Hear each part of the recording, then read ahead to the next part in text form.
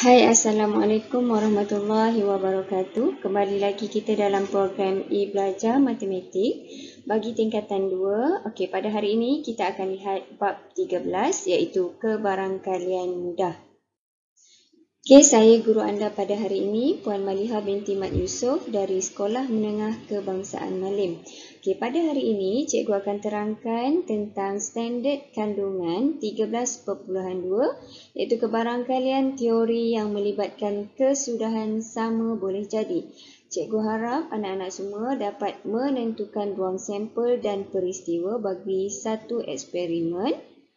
Yang kedua, dapat membina model kebarangkalian suatu peristiwa dan seterusnya membuat perkaitan antara kebarangkalian teori dan kebarangkalian eksperimen. Dan yang ketiga, menentukan kebarangkalian suatu peristiwa. Okey? Okey, pertama sekali cikgu akan terangkan kepada anak-anak semua tentang ruang sampel bagi suatu. Okey, cikgu nak anak-anak semua cuba fikirkan kenapa apabila ada satu perlawanan bola sepak ataupun hoki ataupun bola jaring yang melibatkan dua pasukan, pengadil akan melambungkan duit shilling. Kenapa pengadil tak gunakan benda mawujud yang lain? Contohnya gunakan dadu ke? Kenapa dia hanya menggunakan duit shilling? Okey. Ini adalah kerana apabila kita melibatkan dua pasukan dalam perlawanan, kita nak tentukan siapa yang mulakan perlawanan, kita perlu melambung duit shilling kerana duit shilling hanya mempunyai dua sahaja kesudahan, iaitu dia mempunyai ruang sampel sama ada kepala atau ekor. Okey, ataupun kalau lebih awak nak faham, dia hanya ada nombor dan bunga. Okey, jadi bila kita melibatkan dua pasukan, kita hanya memerlukan dua sahaja kesudahan. Okey, untuk menjadi ruang sampel dia. Okey, so apakah yang dimaksudkan dengan ruang sampel? Okey, ejaan sampel SAMPEL lah, ini dia convert kepada bahasa Inggeris ni. Okey, jadi ruang sampel contohnya apabila sebiji dadu adil dilambung. Faham dadu adil ni maksudnya semua permukaan tu ada nombor yang bertutan 1, 2, 3, 4, 5 dan 6. Okey, nombor yang tertera boleh jadi 1, 2, 3, 4, 5 atau 6. Bila kita lambung dadu tu, kita boleh dapat sama ada nombor 2 ke, nombor 3 ke, iaitu di antara nombor 1 hingga nombor 6. Okey, walaupun nombor yang sama tertera berulang kali, namun dalam jumlah 1 hingga 6. Walaupun bila kita baling kali pertama nombor 3, kita baling kali ketiga pun nombor 3. Dia berulang kali, tapi masih dalam jumlah 1 hingga 6. Dia tak boleh keluar daripada nombor 1 hingga 6 kerana dadu hanya ada nombor 1 hingga 6. Okey, maka senarai kesudahan bagi lambungan dadu adil ialah nombor 1, 2, 3, 4, 5, 6. Ini kesudahan dia. Tak boleh keluar nombor lain. Okey, maka ruang sampel bagi lambungan dadu adil ialah S sama dengan, ini dia punya S ni ialah ruang sampel lah. 1, 2, 3, 4, 5, 6. Okey, ingat dia punya kurungan kita tanda seperti ni. Kurungan yang berliku ni. Okey, ini dipanggil sebagai ruang sampel. Okey, tapi kalau duit shilling tadi, ruang sampel dia contohnya S sama dengan, dikatakan bunga dengan nombor. Okey, ini adalah ruang sampel bagi duit shilling. Dia hanya ada dua kesudahan. Ini sebabnya pengadil menggunakan duit shilling. Dia tak guna dadu sebab dia hanya melibatkan dua pasukan. Okey, so kita nak tengok macam mana nak menulis kesudahan menggunakan gambar rajah pokok. Okey, gambar rajah pokok kita akan lihat. Okey, kotak A. Contoh cikgu bagi. Kotak A mengandungi kad berlabel 2. Okey, ini untuk kotak A. Manakala kotak B ada kad 3, 5, 7. Okey, maksudnya kotak A ada satu je kad. Manakala kotak B ada 3 kad yang berlainan nombor, iaitu 3, 5 dan 6. Okey, seorang murid mengambil sekeping kad dari kotak A dan sekeping kad dari kotak B. Okey, mula-mula seorang akan datang ambil satu nombor dari kotak A. Tapi kotak A tu memang ada satu nombor. Dan semestinya dia akan ambil nombor 2. Sebab hanya ada satu je. Okey, bila dia pergi dekat kotak B, kemungkinan dia akan ambil nombor 3 atau nombor 5 atau nombor 7. Okey. Jadi, katakan dia ambil, pertama dia ambil dari kotak A tu nombor 2. Okey. Bila pergi kat kotak B, dia ambil nombor 3. Jadi, pasangannya akan menjadi 2 dan 3. Okey. Kalau dia tak ambil nombor 3, mungkin dia ambil nombor 5. Jadi, pasangannya menjadi 2, 5. Setiap pasangan kita tulis dalam tanda kurungan dan dipisahkan dengan tanda koma. Okey, so kemungkinan juga dia akan ambil nombor 2 dan 7. So, pasangan nombor yang diperolehi adalah seperti di atas tersebut. Okey, maka ruang sampel bagi kesudahan aktiviti mengambil kad tadi tu adalah S sama dengan, masih kita pakai tanda kurungan yang berliku tu. Okey, dalam tanda kurungan tersebut kita akan letak semua pasangan kemungkinan dia. Okay, dan tutup kurungan. Okay, ini adalah dia punya ruang sampel. Okay, faham ya? Okay, ini kita menggunakan gambar rajah pokok. Okay, gambar rajah pokok apabila kita ada dua percubaan. Kita buat dua pilihan. Okay, okay. So, ruang sampel, maksud ruang sampel ialah set semua kesudahan. Okay. Yang mungkin bagi satu eksperimen. Dia adalah set kesudahan yang mungkin. Okay, mungkin dia ambil 2 dengan 3, mungkin dia ambil 2 dengan 5. Semua kemungkinan itu adalah ruang sampel. Okey ya anak-anak semua. Okey, so kita pergi pula kepada peristiwa bagi suatu eksperimen. Apa yang dimaksudkan dengan peristiwa? Okey, kita nak tengok. Okey, peristiwa ialah set kesudahan yang memenuhi syarat tertentu. Dia mesti memenuhi syarat tertentu bagi suatu ruang sampel dan merupakan subset bagi ruang sampel. Okay, dia adalah subset bagi ruang sampel. Okay. So, peristiwa ini adalah set kesudahan yang mesti memenuhi syarat. Okay, kalau tak faham, kita tengok contoh dia. Okay, contoh pertama. Satu huruf dipilih secara rawak dari perkataan sempurna. Okey. So, ruang sampelnya kita tahulah. Apa dia? Ruang sampel dia? S, E, M, P, U, R, N dan A. Itu adalah ruang sampel bagi sempurna. Senaraikan kesudahan yang mungkin dan tulis unsur dalam ruang sampel bagi eksperimen ini. Nyatakan bilangan unsur. Okay, dia suruh nyatakan pula bilangan unsur dalam ruang sampel. Okay, so dia nak kesudahan yang mungkin. Okay, so peristiwa dia nak kesudahan yang mungkin. Macam mana kita nak lihat? Perkataan sempurna terdiri daripada 8 huruf yang berlainan. Okay, maka kesudahan yang mungkin, seperti yang cikgu sebut tadilah, sempurna. Okey. So, ruang sampel ditulis dalam bentuk kurungan ni. Okey, dipisahkan dengan tanda koma. Tolong ingat, mesti ada tanda koma. Okey, dan bilangan unsur dia ialah 8. Kerana semua perkataan dalam sempurna ni, semua huruf dalam sempurna ni adalah huruf yang berlainan. Jadi, semua huruf ni digunakan jadi ada 8 unsur. Okey. Kita lihat contoh yang kedua. Satu nombor dipilih secara rawak daripada nombor perdana. Kena ingat balik nombor perdana. Kita dah belajar nombor perdana masa tingkatan 1. Okey.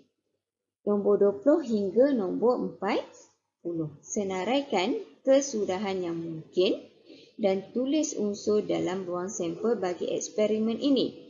Nyatakan bilangan unsur dalam ruang sampel. Okey. Jadi nombor perdana antara 20 hingga 40. Nombor perdana ni adalah nombor yang boleh dibagi dengan nombor 1 dan diri dia sendiri saja. So nombor 23, 29, 31 dan 37. Okay, ada berapa semua nombor ni? Ada 1, 2, 3, 4. Okey, so ruang sampel kita tulis dalam kurungan. Ini dia punya ruang sampel. Okey, 23, 29, 31, 37. Okey, dan bilangan unsur ditulis NS. Okey, N ni stand for bilangan. Okey. NS iaitu bilangan dalam unsur dalam ruang sampel ialah sebanyak 4. Boleh faham? Okey, kita nak tengok contoh yang ketiga. Pusing-pusing lah. Sebuah koperasi sekolah menjual pensel jenama P, manakala pemadam yang dijual berwarna merah, hijau, biru dan kuning. Okey, dia ada pensel jenama P. Pemadam dia pula ada 4 warna. Merah, hijau, biru, kuning. Reza ingin membeli sebatang pensel dan satu pemadam dari koperasi tersebut. Maksudnya dia nak beli 2 jenis. Okay, ingat kalau 2 jenis, kemungkinan yang dapat 2 kali lah. Pensel dah tentu dah jenama P. Hanya ada satu sahaja pilihan. Cuma pemadam tu dia ada banyak pilihan. Okey, so dengan bantuan gambar raja pokok, apa pun kalau nak buat pembelian 2 tu, so dia kena buat gambar raja pokok.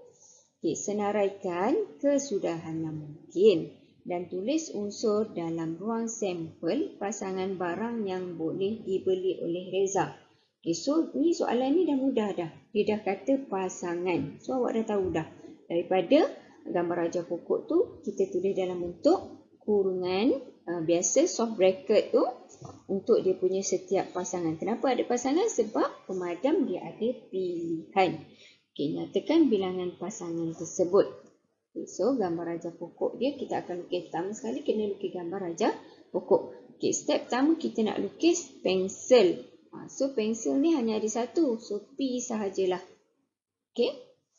Tapi pemadam ada 3 warna. Merah. Okay, kita ada merah. Mana pensel cikgu tadi Okay. Kita ada merah, hijau, biru, kuning. So, kesudahan yang kita dapat, mungkin Reza beli pensel satu dengan pemadam merah. Mungkin juga dia beli pensel dengan pemadam hijau. Mungkin juga dia beli pensel dengan pemadam biru. Atau dia punya pensel dengan pemadam berwarna kuning. Okey, ini adalah dia punya set kesudahan. Dia punya kesudahan, pasangan kesudahan dia. Okay, macam mana kita nak senaraikan unsur dalam ruang sampel? Okay. So, kita tulis dalam bentuk kurungan yang berliku ni. Okay, dan ini adalah pasangan-pasangan dia. Jadi, bilangan unsur adalah 4. Senang hint dia, awak tahu berapa jenis pemadam tu ada 4. So, kemungkinan yang dia dapat 4 pasang jugalah. Jadi, bilangan unsur dia NS sama dengan 4. Okey, faham? Okey, kita nak tengok contoh 4. Dalam satu acara sukaneka, peserta perlu mengambil sekeping kad secara rawak dari balang yang mengandungi kad bertulis huruf kasut. Senaraikan unsur dalam ruang sampel bagi peristiwa memilih huruf konsonan. Okey. Yang kedua, dia cakap senaraikan unsur ruang sampel bagi peristiwa memilih huruf vokal. Okay, so 2. So, dia punya ruang sampel yang asal adalah kasut. Okay. Jadi, dia nak peristiwa yang pertama huruf konsonan. So, apakah huruf konsonan? Daripada ruang sampel tersebut kita pilih. Yang mana satukah huruf konsonan? Okay, huruf konsonan ni adalah huruf yang bukan huruf A, E, I, O, U lah. Okay, so K, S, T. So huruf konsonan dia ialah K, S, T. ada bilangan huruf konsonan ada 3. Kedua huruf vokal. So huruf vokal dia ialah A dan U. So bilangan huruf vokal ada 2. Okay, boleh faham So apa pun kita nak tahu peristiwa dia, kita kena senaraikan dulu ruang sampel dia, baru kita buat pilihan mengikut peristiwa yang diberikanlah soalan tersebut tanya. Okey, so kita akan pergi kepada 13.2.2 iaitu kebarangkalian suatu peristiwa. Tadi kita dah senaraikan. So sekarang kita nak kita nak tahu macam mana nak tentukan kebarangkalian. Dan kebarangkalian ni perlu ditulis dalam bentuk apa Okey, jom sama-sama kita tengok kebarangkalian Situasi 1.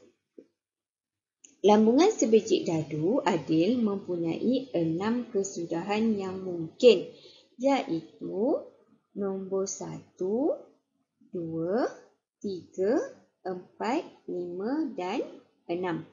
Diandaikan semua nombor mendapat kebarangkalian sama rata bagi satu lambungan. Maksudnya satu lambungan tu semuanya kita dapat sama rata dia punya kebarangkalian. Pertimbangkan peristiwa berikut. Apa peristiwa yang disuruh pertimbangkan Okey, kebarangkalian mendapat nombor 4. Okay, itu peristiwa pertama yang suruh tengok. Macam mana kita nak lihat kebarangkalian mendapat nombor 4. Kedua, kebarangkalian mendapat nombor ganjil dari satu lambungan dadu. Okay, so nombor ganjil pada dadu, ada berapa nombor ganjil ni? 1, 3, 5. Okay, ada 3 kan? So kita tengok satu-satu. Kebarangkalian mendapat nombor 4 dulu. Okay, pertama sekali kita senaraikan kesudahan. Kejadian mendapat nombor 4 hanya sekali je. Sebab dalam dadu adil nombor 4 tu hanya ada satu. So kebarangkalian mendapat nombor 4 dari satu lambungan ialah sekali sahaja. Iaitu sekali daripada 6. Iaitu 1/6. Kita tengok bila kita nak tulis kebarangkalian, kita mesti tulis dalam bentuk pecahan. Okey. Soalan kedua, kita nak tengok nombor ganjil. Tadi kita dah kira nombor ganjil iaitu 1, 3, 5. Iaitu sebanyak 3 kali. Daripada 6 nombor tu ada 3 kali. So, kebarangkaliannya ialah 3/6. Dan perlu dipermudahkan. 3/6 menjadi 1/2. So, dia punya kebarangkalian mendapat nombor ganjil adalah 1/2. Okay, kita lihat macam mana peristiwa ni, peristiwa yang diminta. Okay, so kebarangkalian suatu peristiwa boleh ditulis sebagai bilangan peristiwa tersebut per dengan bilangan sampel. Okay, contoh tadi bilangan peristiwa dapat nombor ganjil 3. So per dengan bilangan sampel tadi dadu ada 6. So 3/6. Kemudian kita pemudahkan dapat 1/2. Okey dapat 1/2 kan? Okey, next kita akan lihat macam mana nak menentukan kebarangkalian.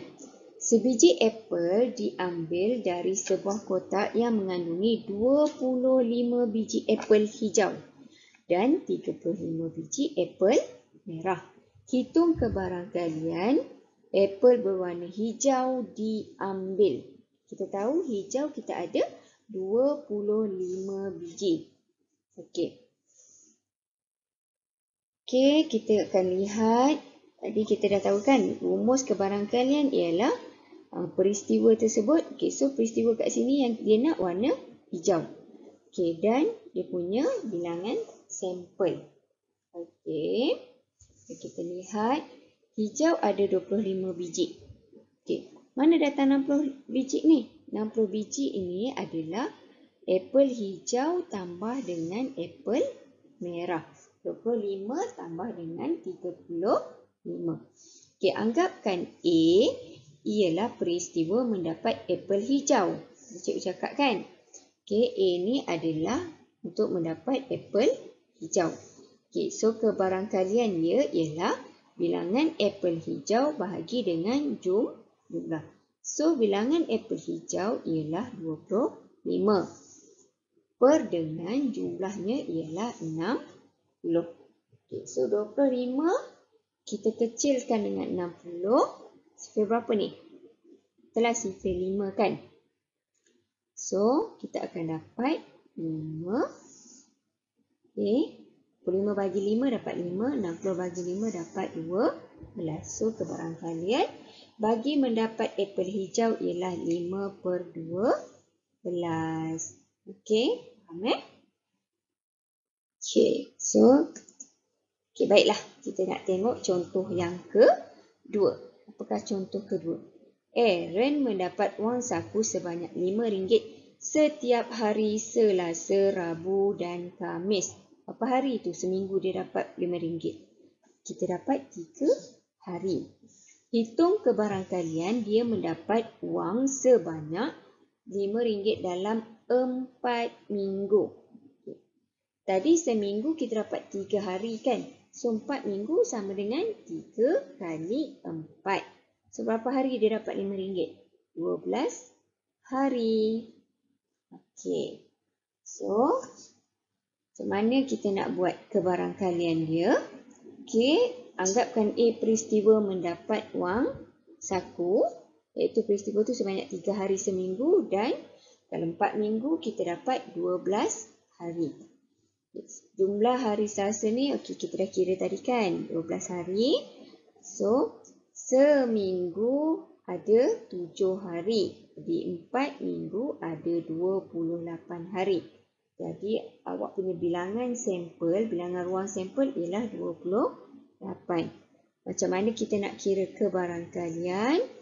12 bagi dengan 28. Tapi, jangan tinggalkan jawapan dalam bentuk ni. Sebab apa? 12 per 28 ni masih boleh dipermudahkan. Okay, so bila kita permudahkan, okay, sebelum kita pergi kerja rumah, tadi 12 per 28 kan? Okay, bila permudahkan, sifir berapa ni? 12 dengan 28. Okay, kita cuba sifir 4. Okay, kita akan dapat 3 per 28 bagi 4 dapat berapa? Okay, 4. 5, 20, 6, 7. Okey, so kita akan dapat 3 per 7. Dia punya kebarangkalian. Okey, so tu adalah cara untuk kita kira kebarangkalian. Kebarangkalian mesti ditulis dalam bentuk pecahan. Dan pecahan tersebut awak mesti permudahkan. Jangan lupa. Okey, so kerja rumah anda pada hari ini adalah boleh lihat buku teks awak. Jom cuba 13.2. Okay, so semoga kita dapat berjumpa lagi dalam video yang seterusnya. Okay, bye. Selamat malam. Okay, jumpa lagi